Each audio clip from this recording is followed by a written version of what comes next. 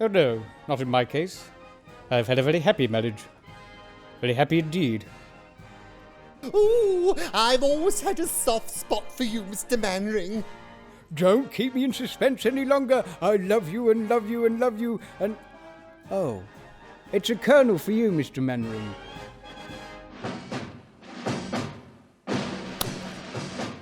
Well, the Dad's Army radio show is essentially the radio version of Dad's Army, which you may have heard. It was recorded at the same time as the original television series, with the original cast all playing their own parts.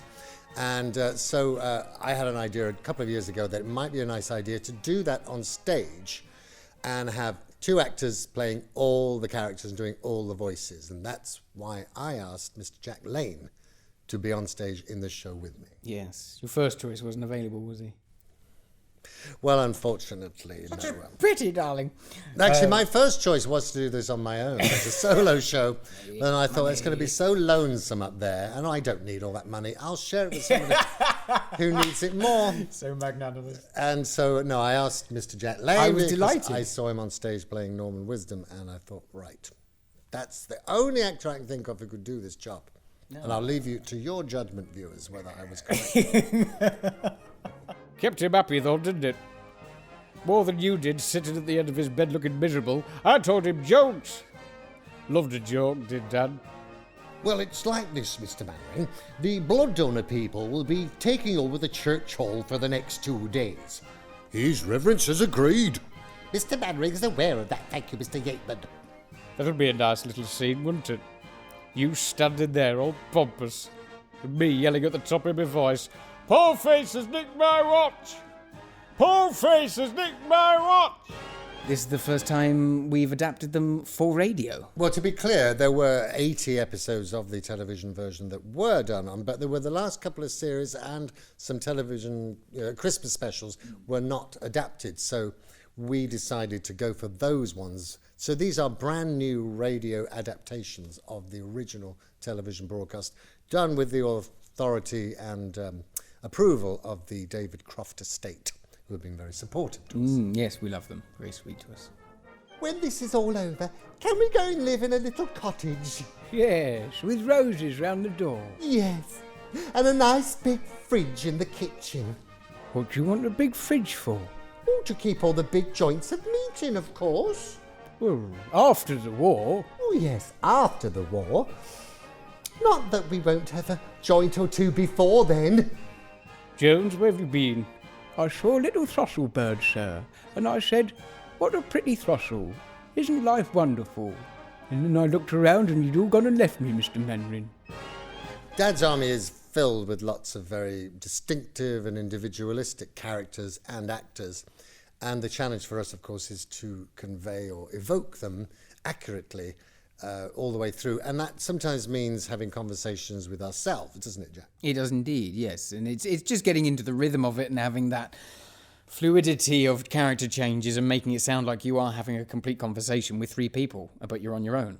And then David may come in on that conversation, then I have to come in on a conversation and making that sound natural and not stilted or having too much air between the lines. That's where all the timing and tweaking and perfection side has to come in. But there is another thing going on, because although we're doing impressions, this is more than that. It's like every time you start to speak as one of the characters, and the lines come up in the script for Godfrey or Mannering or whoever, the challenge for us is to instantly be in character, and then instantly move on to the next one with each line. And that actually requires a lot of mental discipline, and we do find ourselves completely mentally exhausted even during the interval. Yes.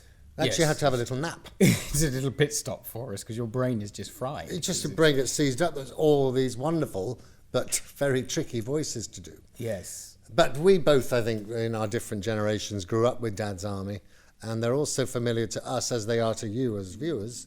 You all know them, and not only do you know the characters, but I feel that everyone sort of feels a personal connection with them. That's partly what the mystery of it is, that everybody feels they know Godfrey, or they know Wilson, or they'd like to. And that gives it immediately a personal, emotional identification with each character for every audience member. What would you like me to do, sir? Oh, well, just try and look pleasant. I think Sergeant Wilson ought to play some light music on the piano. That's pleasant. No, really, Jones, I'm really not good enough, you know. I think Sergeant Wilson's playing would add a little tone to the occasion. Oh, very well. You can play the piano, Wilson. Right, sir. Yeah, but not very loudly. Now let me see. Godfrey, Jones, Fraser. That's 3, 4, 5, 6, 7, 8, 9. That's 9 not eligible because they're too old. Jaundice 2, 1 on pills. And Godfrey's on pills, so that's twice you can't have him. Why the British people still love Dad's Army, I think it breaks barriers. It breaks the class barrier. It breaks every possible society level is in there. You know, the play between Mannering and Wilson, the power struggles, not just in the platoon, but also at the bank. So you've got 2 levels there where it's running, and it bleeds into each other, which is a nice mix. And you've got all the age ranges are covered. So you've got young Pike, you've got Walker, and then at the other end you've got Jones and Godfrey. So you've got the whole spectrum of age, whole spectrum of class. That's why it's so universally loved. I think everyone can recognise someone they know themselves in it. And it's timeless. It'll always be timeless. There's something very British about the humour as well. I think it's the fact that it's a whole collection of people who actually a lot of the time don't even like or respect each other that much, but who are facing a common enemy, and in that regard will band together. No matter what they think of each other, they will be together and they will fight that common enemy. And I think that's something, particularly for an island race, that people really identify with. And the British people, it's a reflection of the British character. The classes, you know, have friction between them, but when things really get tough... Come together. Yeah, they come together and fight. And that's, I think, quite inspiring and quite moving part of the show that perhaps isn't always acknowledged. Right, fall in, everybody, as quickly as you can. Thank you fall so in, much. like the sergeant says. You heard the sergeant. Fall in, everybody. The men are now falling in, sir, like the sergeant says. Yes, all right. Thank you, Jones. Squad, shed! Set at ease. Hurry up, Jones. That's better. Oh, I get croup. Mum says my ankles are a bit wonky. If I stand on anything, I get a bit of verdigris. Apart from that, I'm fit as a fiddle.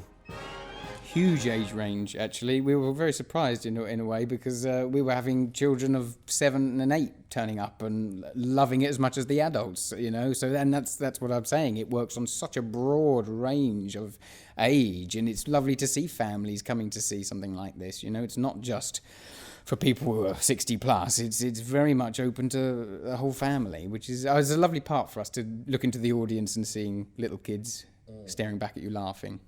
One of the loveliest performances we did, it was last year at Bury St Edmunds, and one matinee performance. Half the audience were from the local care home, and they'd come in a big party, and they had a wonderful time. But the other half of the audience were young drama students who'd come on a trip. And it was really wonderful to see two very different parts of the audience completely unite in their enjoyment of what we were doing. It was very touching to us.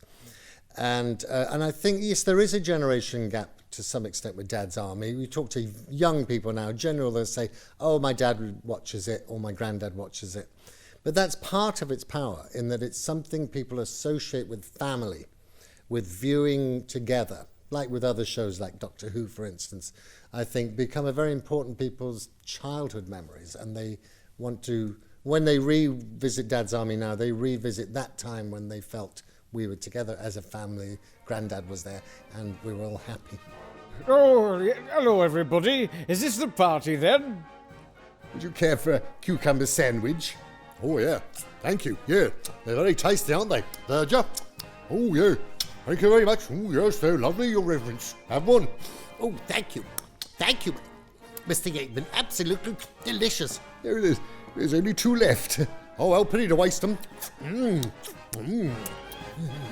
I think for me, I do love playing Mannering, just because of, again, the power struggles he has with Wilson, he's got to, you know, lead this band of very old men, and that it is such a struggle for him. Asking Jones to hurry up with his time step. Hurry up, Jones. That's better. All that sort of stuff. This exasperation with Wilson, I adore. It's endlessly enjoyable to play. Never, ever gets dull. It's just a joy. And Wilson's upper hand almost every time. It's a joy. Also, Mannering for me, I think, would have to be. Yeah, well, I went to school as a schoolboy in the 70s thinking I was John the Measurer. I was so obsessed with Dad's Army from the moment it was on when I first saw it. And also I had, quite a difficult home life in some ways, and I found school difficult. So not playing, but thinking into myself into John the Measurer. I'm sure you know what that means. You just sort of... You can sort of feel them. It's almost like you become them. And so as a Brummie schoolboy, I was, as far as I was concerned, you see, I was Sergeant Wilson, because he seemed to float above everything, all the chaos, and appear to be somewhere else in his mind, and to be amused by everything, gently amused by all this drama around him. And the complete contrast to Mannering, of course. So I think there's always... I have to say that, of course, John the Measurer wasn't really that type of man in real life, although he had a very calm and charming front. He was very anxious in real life. So he was covering up as well. But that's why I identified with that character as a schoolboy. But, of course, everybody loves Godfrey, everybody loves Jones. All the characters, I think, people feel a deep affection for. Fraser. And if you're Scottish, of course, he is your representative in the show. So for many people in Scotland, they love Dad's Army, even though he's a bit of a send-up Scotsman. Well, so was John Laurie. He was playing himself. And it's nice to hear, I think, for Scottish people to hear that Scottish accent and hear that character part of the company. Yeah, definitely, yeah. They even tried it with the Welshman at one point, but that didn't really work. No, it didn't. No, they tried it. They Wrong dropped him actor, after a wrong while. That's what I've come for. That watch. Well, you're not having it.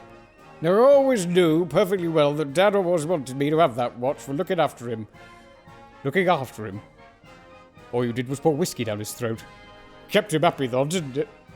My lords, ladies and gentlemen, Captain Doubleday and Major Shoesmith. Oh, no, it's Major Doubleday and Captain Shoesmith.